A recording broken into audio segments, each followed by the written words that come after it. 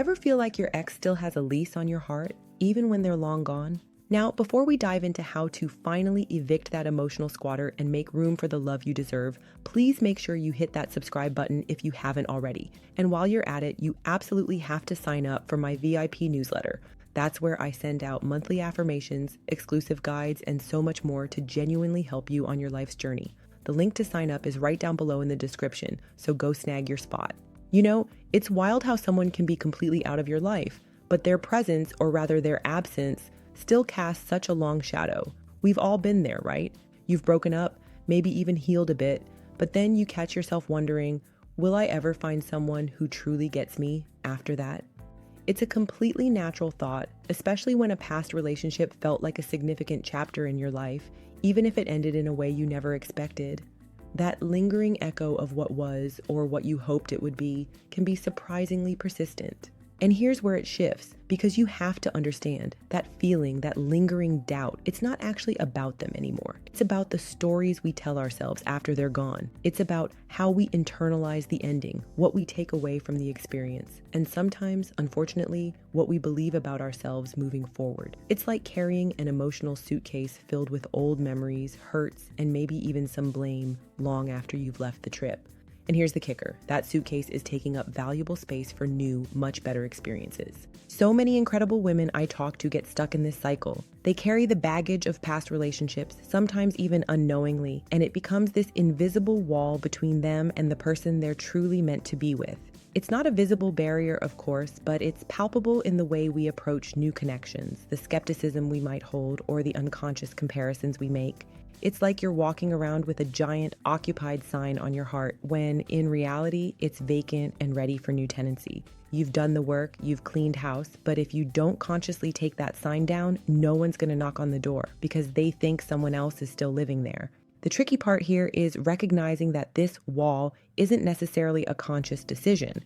It often manifests as self-sabotage, pushing away good opportunities, or even just feeling a deep-seated resistance to truly opening up again. You might find yourself nitpicking potential partners or feeling overwhelmed by the thought of starting over, simply because you're still guarding a heart that's already safe. It's a defense mechanism, yes, but one that ultimately prevents the very thing you desire, authentic, deep connection.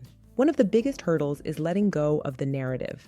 Maybe it's the "I'm not good enough" story they left you with, or the "all men are trash" story you picked up along the way after a particularly tough experience.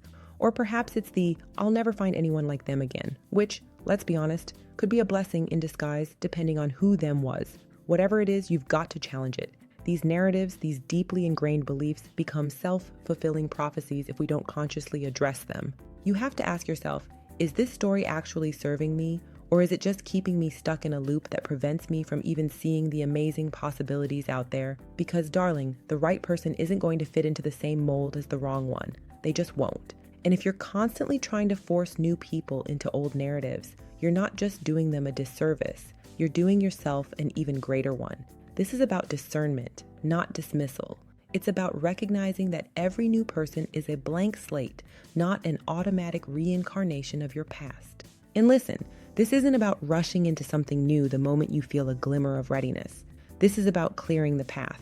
It's about creating space not just in your life, but in your mind and your heart. Think of it like this. If your closet is crammed full of old clothes that don't fit or don't make you feel good anymore, how can you make room for those fabulous new pieces that truly reflect who you are now? The same goes for your emotional space. If it's cluttered with residue from past relationships, there's simply no room for the fresh, vibrant energy of a new connection. Sometimes we unconsciously compare everyone new to the ghost of relationships past, and honestly, that's just not fair to anyone, especially not to you. It's like bringing old, dusty, uncomfortable furniture into a brand new home. It just doesn't fit the vibe, does it? The goal here is to come to new connections with an open mind and a genuinely open heart, ready to see each person for who they are, not who your ex was. This is about being present, truly present, for the beautiful, unique experiences that are waiting for you. So, how do we begin to shift this? It really boils down to a few key things, and these are powerful, actionable steps you can start taking today. First, acknowledge the hurt, but don't dwell in it. It's okay to have felt pain, to have grieved what was lost, but staying in that victim mindset keeps you from being the powerful, magnetic woman you truly are. Acknowledgement is about validating your feelings, not perpetuating them. It's about saying, yes, that hurt, and now I'm choosing to move forward. Second, reclaim your worth. This is perhaps the most crucial step. Your value was never ever tied to someone else's ability to see it or appreciate it. It was always inherent, always within you. You are worthy of love, respect, and all the beautiful things life has to offer simply because you exist. Don't let someone's inability to recognize your brilliance diminish your own understanding of it.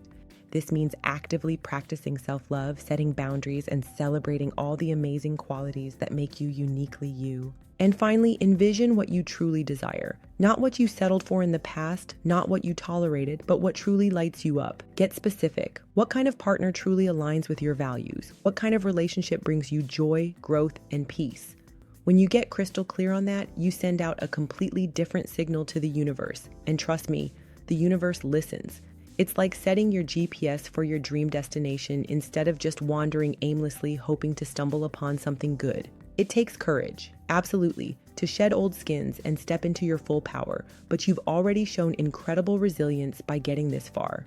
This next step is about choosing yourself, choosing your happiness, and choosing to believe that the love you dream of is not just possible, but entirely within your grasp.